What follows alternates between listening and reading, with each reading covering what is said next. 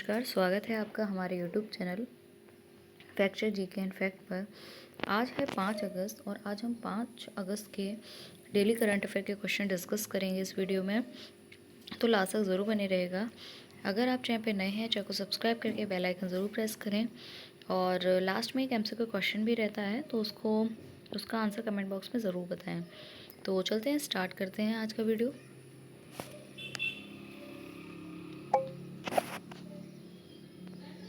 आज का पहला क्वेश्चन है, हाल ही में बिमस्टेक पारंपरिक संगीत महोत्सव कहाँ प्रारंभ हुआ?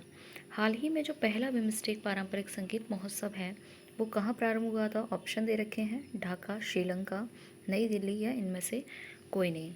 तो बात करें बिमस्टेक की। पहले बिमस्टेक जो है, इसका जो संगीत महोत्सव प्रारंभ हुआ था ये भारत के मंडपम में। कहाँ पे? भारत के मंडपम में ये जो है ये शुरू हुआ। मंडपम कहाँ पड़ता है? मंडपम पड़ता है दिल्ली में। कहाँ पड़ता है? दिल्ली में। इसका शुभारंभ जो है वो विदेश मंत्री ने किया। विदेश मंत्री जो हैं वो हैं एस जयशंकर के। कौन? एस जयशंकर। विदेश मंत्री एस जयशंकर ने इसका शुभारंभ किया। बिमस्टेक जो है, बिमस्टेक के अंतर्गत जो देश आते हैं, बिमस्टेक 20 से जो आता है हमारा बांग्लादेश, और म्यांमार, थाईलैंड, इंडिया, श्रीलंका और नेपाल। बिमस्टेक के अंतर्गत हमारे 7 देश आते हैं, Bangladesh, Myanmar, Thailand, India, Sri Lanka, Nepal और भूटान। इसकी जो स्थापना है, बिमस्टेक की जो स्थापना है वो कब हुई थी? बिमस्टेक की स्थापना हुई थी 1997 में। कहाँ हुई थी? 1997 में बैंकॉक के घोषणा पत्र में इसकी स्थापना हुई थी। इसका जो हेडक्वार्टर है वो कहाँ पर है? ढाका, जो कि कहाँ पड़ता है? बांग्लादेश में है। ठीक है। इसमें कुल कितने देश हैं? 7 देश हैं। ये इंपॉर्टेंट क्वेश्चन है। इसकी जो 2025 में जो इसकी मेज़बानी है वो कौन सा देश कर रहा है? तो 2025 में इसकी जो मेज़बानी है वो किस देश ने की थी? वो की थी थाईलैंड ने। किसने? थाईलैंड। अब इसकी जो थीम क्या थी? इसकी थीम थी बिमस्टेक समृद्ध, खुला और लचीलापन। क्या थी इसकी थीम? बिमस्टेक समृद्ध, खुला और लचीलापन। क्या? लचीलापन इसकी थीम थी। ठीक है। तो बिमस्टेक से जुड़े जितने भी इम्पोर्टेंट क्वेश्चन हैं, पहला इसकी जो संगीत महोत्सव जो प्रारंभ हुआ था वो हुआ था भारत के मंडपम में, जो कि दिल्ली में है। और शुभारंभ जो है वो उसका जयशंकर ने किया था। जयशंकर जो कि विदेश मंत्री हैं। बिमस्टेक में 7 देश आते हैं, Bangladesh, Myanmar, Thailand, India, Sri Lanka, Nepal और भूटान। इसकी स्थापना 1997 में बैंकॉक के घोषणा पत्र में हुई थी। इसका जो हेडक्वार्टर है ढाका, बांग्लादेश में। इसमें इसकी जो मेज़बानी है 2025 में थाईलैंड ने की थी। थाईलैंड ने करेगा। थीम जो है बिमस्टेक समृद्ध, खुला और लचीलापन है। तो आई होप आपको इससे रिलेटेड क्वेश्चन समझ में आए होंगे। ये जो इसकी जो थीम के बारे में है, राजस्थान में जो अभी हाल ही में एग्ज़ाम हुआ है उसमें पूछा गया, तो काफ़ी इंपॉर्टेंट है, तो उसको ज़रूर आप देखिएगा। और इससे क्वेश्चन भी जो है, एक्स्ट्रा फैक्ट जो मैंने बताया उससे क्वेश्चन भी बन सकते हैं। तो इसका जो आंसर रहेगा, बिमस्टेक पारंपरिक संगीत महोत्सव कहाँ प्रारंभ हुआ था? नई दिल्ली में। चलते हैं नेक्स्ट क्वेश्चन की तरफ। बसोहली महोत्सव हाल ही में किस राज्य में हुआ? बसोहली महोत्सव जो है वो हाल ही में किस राज्य में हुआ है? तो जो बसोहली महोत्सव के बारे में बात करें, बसोहली महोत्सव जो है वो किसकी थीम पर आधारित है? बसोहली महोत्सव, इसकी जो थीम है वो किस पर आधारित है? ये क्वेश्चन बहुत ही इम्पोर्टेंट है। ये जो है वो रामायण की थीम पर आधारित है। किसकी? रामायण की थीम पर आधारित है। कौन? बसोहली महोत्सव। ये कहाँ पर, किस राज्य में हुआ है? ये हाल ही में जो हुआ है वो जम्मू कश्मीर में हुआ है। किसमें? जम्मू कश्मीर में हुआ है। बात करें जो जम्मू कश्मीर में जो है ये 28 सितंबर से 2 अक्टूबर तक आयोजित किया जाएगा। कब? 28 सितंबर से 2 अक्टूबर तक। कब? 2 अक्टूबर तक ये जो है वो आयोजित किया जाएगा। प्रधानमंत्री, अब इसके बारे में बात करें जम्मू कश्मीर में, जो अभी थोड़ा एक्स्ट्रा फैक्ट के बारे में देख लेते हैं कि जम्मू कश्मीर में जो प्रधानमंत्री मोदी जी हैं उन्होंने विश्व के सबसे ऊंचे ऊंचे रेल आर्च पुल का उद्घाटन किया है। कहाँ पे? प्रधानमंत्री जो मोदी जी हैं उन्होंने सबसे ऊंचे रेल आर्च पुल का जो है उद्घाटन किया है। कहाँ पर? जम्मू कश्मीर में। और मुख्यमंत्री जो हैं इनके, उन्होंने महिलाओं के लिए मुफ्त बस सेवा भी शुरू की है। क्या की है? मुफ्त बस सेवा भी इन्होंने शुरू की है। अब बात करें जो जम्मू कश्मीर में हमारे जो दर्रे हैं, जोजिला दर्रा है, बहरहाल दर्रा है, ये क्या है? इम्पोर्टेंट जो दर्रे हैं वो जम्मू कश्मीर में हमारे हैं। अब क्वेश्चन जो है हमारा, बसोहली महोत्सव हाल ही में किस राज्य में मनाया गया है? तो जो बसोहली महोत्सव जो है वो हाल ही में कहाँ मनाया गया है? जम्मू कश्मीर में मनाया गया है। इसका करेक्ट आंसर है जम्मू कश्मीर। चलते हैं नेक्स्ट क्वेश्चन की तरफ।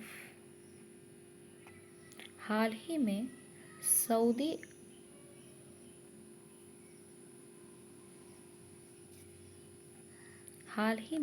सऊदी अरब के रियाद में आयोजित पहले शतरंज ई स्पोर्ट्स विश्व कप 2025 का खिताब किसने जीता?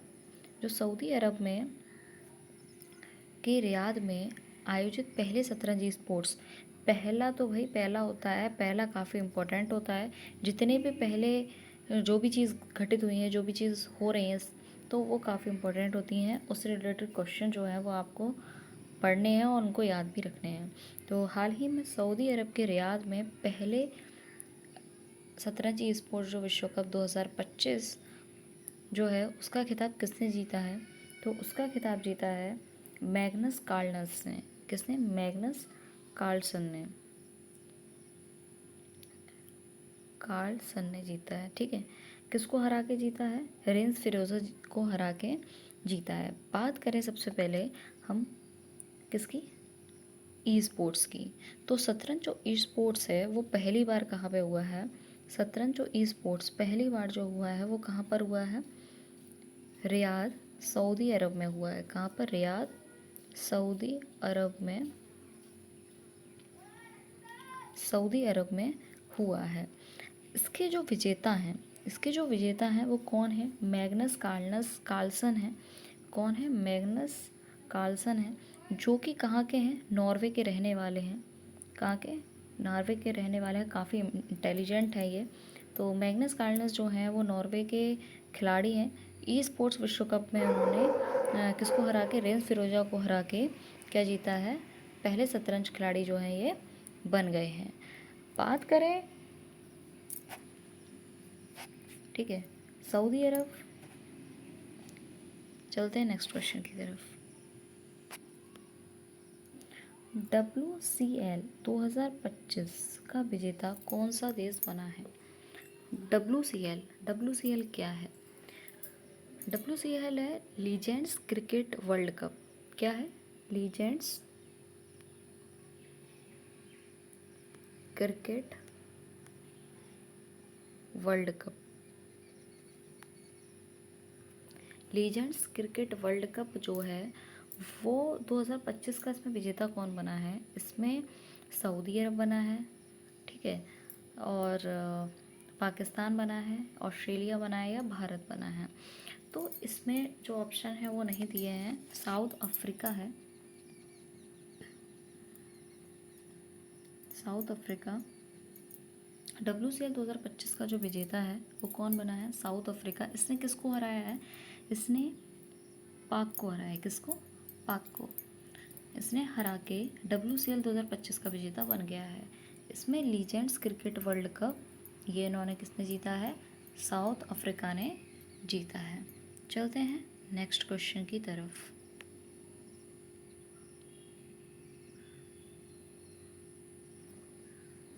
हाल ही में तट रक्षक दिवस कब मनाया गया?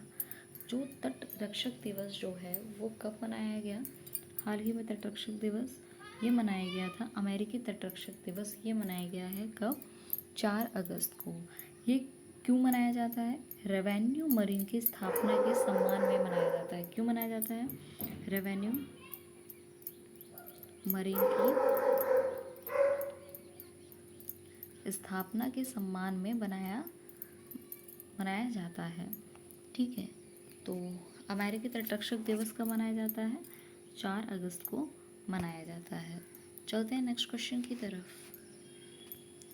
मोस्ट इम्पॉर्टेंट क्वेश्चन है, हाल ही में किस पेमेंट बैंक ने फेस ऑथेंटिकेशन सुविधा शुरू की है? हाल ही में जो किस पेमेंट बैंक ने फेस ऑथेंटिकेशन सुविधा जो है वो शुरू की है?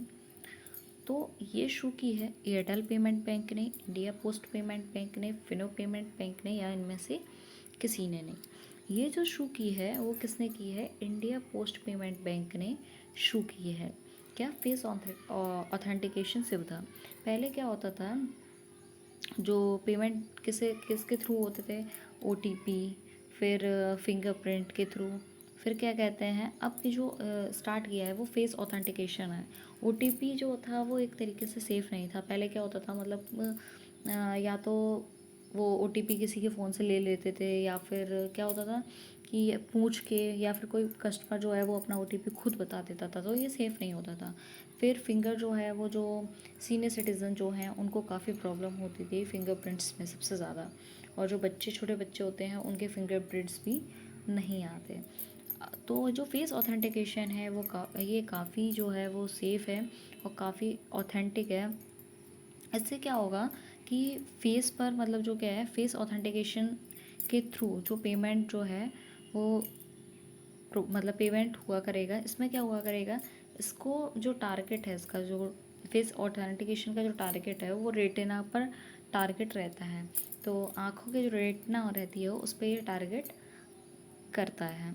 तो ये काफ़ी सेफ़ है, और उसकी जो सुविधा है वो इंडिया पोस्ट पेमेंट बैंक ने शुरू की है। चलते हैं नेक्स्ट क्वेश्चन की तरफ। भारत का पहला make in India green hydrogen plant कहाँ शुरू हुआ है?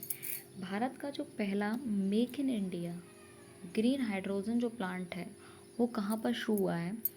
ग्रीन हाइड्रोजन प्लांट गोवा में, केरल में, गुजरात में, या इनमें से किसी में नहीं। भारत का पहला make in India green hydrogen plant शुरू हुआ है कहाँ पर? गुजरात में। कहाँ पर? गुजरात में। बात करें गुजरात की, तो गुजरात की जो कैपिटल है वो है गांधीनगर। क्या है? गांधीनगर।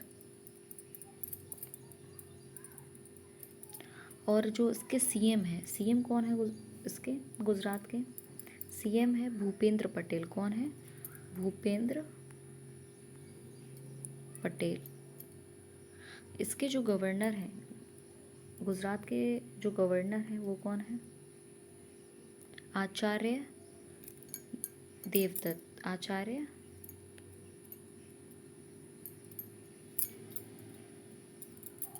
देवव्रत।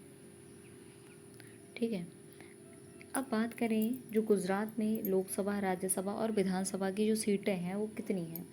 जो गुजरात में लोकसभा, राज्यसभा और विधानसभा की जो सीटें हैं, लोकसभा की सीटें हैं 26, राज्यसभा की जो सीटें हैं वो हैं 11, और विधानसभा की जो सीटें हैं वो हैं कितनी? 182। तो भारत का पहला make in India green hydrogen plant जो है वो कहाँ पर शुरू किया गया था? गुजरात में शुरू हुआ है। चलते हैं नेक्स्ट क्वेश्चन की तरफ।